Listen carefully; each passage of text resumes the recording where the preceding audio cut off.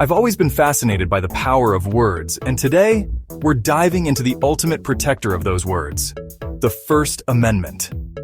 But free speech isn't as simple as just saying whatever you want, whenever you want. It's a right with responsibilities, limits, and a whole lot of legal precedents. So buckle up because we're about to take a whirlwind tour of the First Amendment, free speech, and where America draws the line. Let's break this down. The First Amendment states, Congress shall make no law abridging the freedom of speech.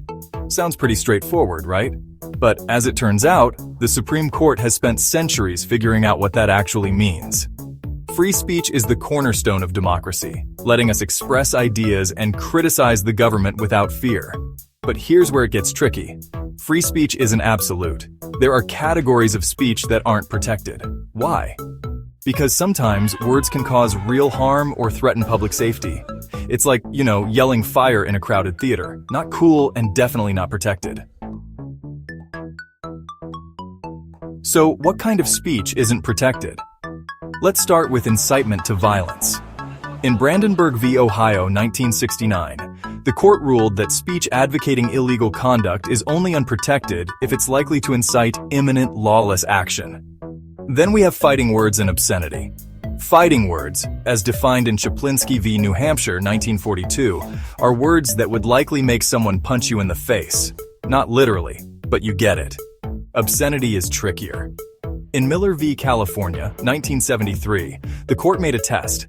If it's prurient, patently offensive, and lacks serious value, it might be obscene. But defining obscenity is like trying to nail jelly to a wall. Now you might be wondering about defamation. That's when you say false things that damage someone's reputation. In New York Times Co. v. Sullivan, 1964, the court set a high bar for public figures to prove defamation.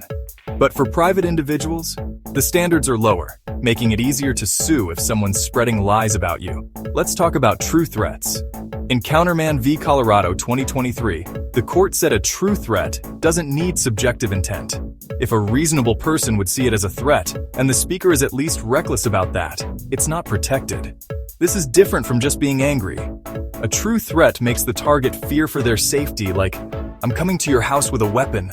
Not, I strongly disagree with you, you jerk. Okay, let's rapid fire through some key cases. For incitement, Brandenburg v. Ohio, Hess v. Indiana, NBACP v. Claiborne Hardware Company, Holder v. Humanitarian Law Project, and United States v. Alvarez.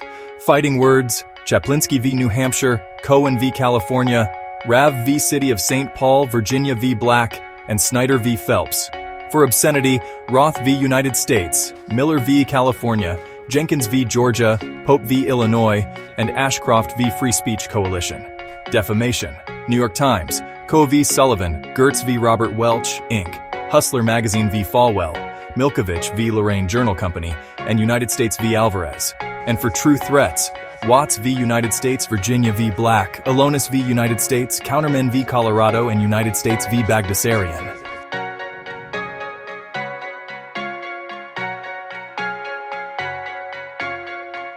So in short, free speech is a right, but it comes with responsibilities. Knowing where the lines are drawn helps us use our voices effectively and respectfully. The First Amendment protects debate, dissent, and the marketplace of ideas, not harm. As you go out into the world, use your words wisely. Oh, and don't forget, subtitles are available if you need them. Stay curious and keep questioning.